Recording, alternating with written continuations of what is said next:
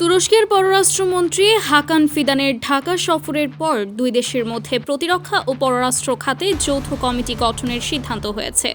পাশাপাশি প্রতিবছর 2+2 সংলাপ আয়োজনের উদ্যোগও নেওয়া হয়েছে।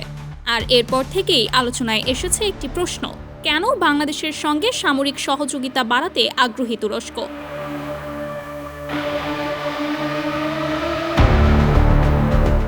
বিশ্লেষকরা বলছেন বিষয়টি শুধু অস্ত্র বিক্রির নয়। তুরস্ক চাইছে বাংলাদেশের ড্রোন, সাঁজোয়া যান, রকেট সিস্টেম এবং আধুনিক ইলেকট্রনিক যুদ্ধ সরঞ্জাম উৎপাদনে অংশীদার হতে। এমনকি প্রযুক্তি হস্তান্তর ও যৌথ উৎপাদনের সম্ভাবনাও আলোচনায় রয়েছে।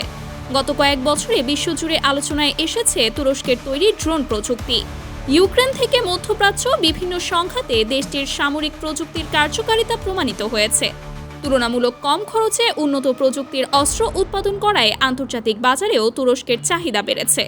অন্যদিকে বাংলাদেশও চায় সামরিক সরঞ্জাম কেনার পাশাপাশি নিজস্ব উৎপাদন সক্ষমতা গড়ে তুলতে। ইতোমধ্যে তুরস্ক থেকে বিভিন্ন সামরিক যান, রাডার এবং প্রতিরক্ষা সরঞ্জাম সংগ্রহ করেছে বাংলাদেশ।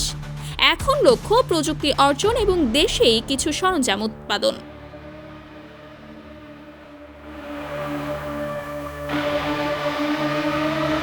বিশ্লেষকদের মতে এর পেছনে ভূ রাজনৈতিক কারণও রয়েছে।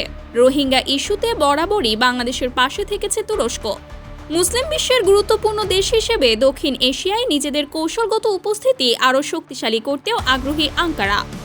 বিশেষজ্ঞরা মনে করছেন বর্তমান বৈশ্বিক নিরাপত্তা পরিস্থিতিতে সামরিক সক্ষমতা বৃদ্ধি বাংলাদেশের জন্য গুরুত্বপূর্ণ। আর সেই লক্ষ্য অর্জনে তুরস্ক হতে পারে একটি নির্ভরযোগ্য অংশীদার।